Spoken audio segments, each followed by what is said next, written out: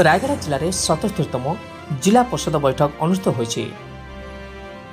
जिलार सद्भावना गृहଠାରେ रायगढ़ जिला परिषद सभापति श्री सरस्वती माझी अध्यक्षतार 77तम जिला परिषद बैठक अनुष्ठित होईछि। सम्मानीय अतिथि रूपे माननीय विधायक श्रीयुक्त मकरंद मुदुली, रायगढ़ जिलापाल मनोज सत्यवान महाजन, सीडीए निहारंजन कहर, आईटीडीए दिलीप बेहरा, डॉक्टर लालमोहन राउतराय, अंबिका मिश्र, दानिद बाग एवं समस्त चेयरमैन तथा जेडपी मेंबर एवं समस्त जिलास्तरीय अफिसर मैंने उपस्थित थे। रास्ताघाट, शिक्षा, स्वास्थ्य, मिलेट मिशन, रूराल हाउसिंग, मनरेगार केते कार्य होईछि, केते लोक उपकृत होइछन्ति से विषय नहीं आलोचना होइतला।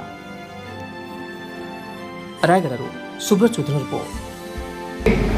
सहयोग करवा विविध समय प्रतिबंधक आसे तेणु समस्त जीवन युवा हुए तेणु आगामी दिन में निश्चय अभियुक्त करा लोकसभा एवं आम विधानसभा अच्छी सब क्षेत्र में आम समस्त एक्टिव थी जो 5 वर्ष भितर समस्ते जोटा कम कवरेज टावर सबू एरिया कार्य चली कनेक्टिव हो गला।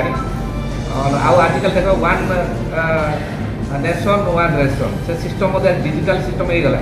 अन्य मैंने आपंकर चाउल रेशन कार्ड अन्य नहीं पारे से फिंगर प्रिंटिंग सिस्टम हो जाए।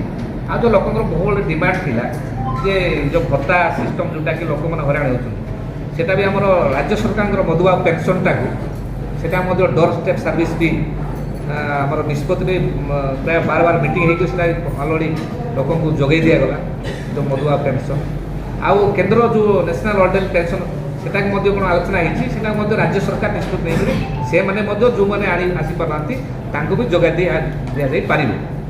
तेणु एमती अनेक काम होती आज भी नवीन कर्मचात्रा बंटन चलती। आज 11टार माननीय मुख्यमंत्री इनागोरेशन करेंगे। आउ जोटा अच्छी